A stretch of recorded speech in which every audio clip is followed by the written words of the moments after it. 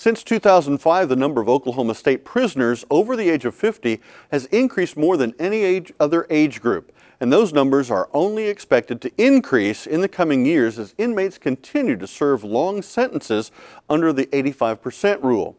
The Department of Corrections, which is 40% understaffed, is struggling to serve the needs of the aging population at a cost that is reaching staggering proportions. The average age of an inmate incarcerated by the Oklahoma Department of Corrections is 38 years, but that average is expected to increase because of the rising number of seniors serving prison time. According to the Department of Corrections, the 50-plus age category is the fastest growing of all the prison demographics. In the last 6 years, the number of inmates 50 and older has increased 47%. That age category now makes up 17% of the total prison population. That's up 5% from 10 years ago. And those growing old in prison are costing taxpayers a lot of money. In 2014, the medical services cost for DOC was $84.4 million. According to a study by the American Civil Liberties Union, housing seniors costs 3 times that of younger prisoners. Melvin Perry is 65 years old and suffers from diabetes and heart disease. Every morning, I got to get up. I got to go and I got to get my insulin shots. And then I have to take, I have to take my pills, my insulin shot. And like I say, I forget. I can't remember. So they have to give me my pills and my shots because I take so many pills I can't remember. Buddy Honecker is the medical administrator at Joseph Harp Correctional Center. Yeah, we pass out about 6,000 pills a day here at Joe Harp. That means inmates come to the pill line and a nurse physically has to handle the medication. More than 50% of the total prison population receives medication. The cards on this shelf represent only a portion of the pill packets filled for the individual needs of each inmate. The distribution of meds lasts all day and into the night. At Joseph Harp, there are 9 time periods where inmates wait in lines to get their medicine. And the pharmaceutical bill for corrections is increasing each year. During fiscal year 2015, the total cost of medication for inmates was nearly $14 million, up $4.2 million from 2009. For those over the age of 50, there are many medical issues to be met with medication. Some of those chronic diseases include hypertension, coronary heart disease, diabetes, hepatitis C, HIV, and liver disease. According to the Department of Corrections, 25% of the population over the age of 50 have one or more chronic illnesses. The more seriously ill are housed in medical units like this one at Joseph Harp. Some inmates rely on wheelchairs or walkers. A growing number are suffering from dementia.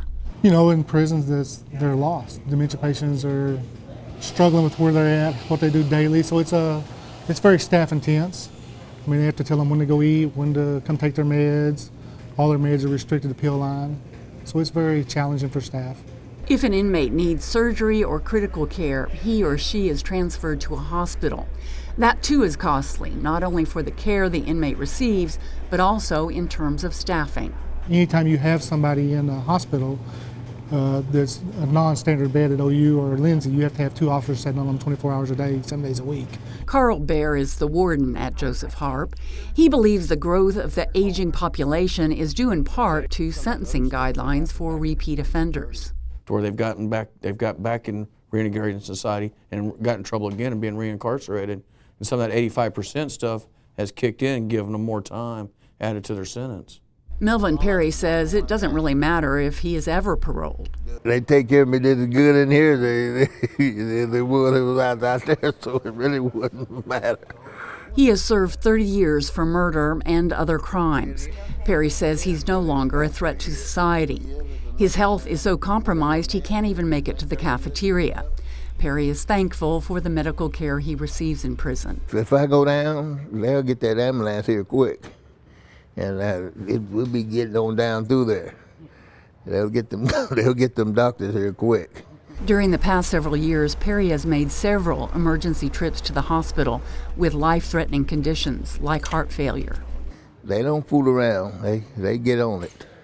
So, in a way, being here probably has saved your life in some way. If I probably been in the street, I'd probably been dead.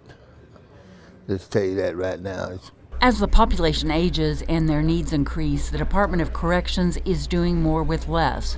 Already strapped for cash, DOC's budget was cut by $5 million for this fiscal year.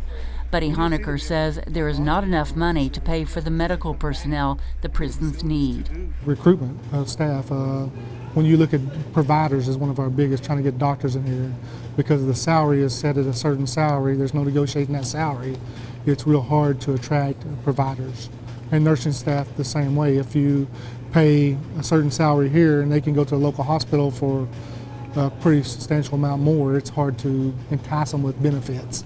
Providing medical care to inmates is going to become more daunting as the population increasingly grows old.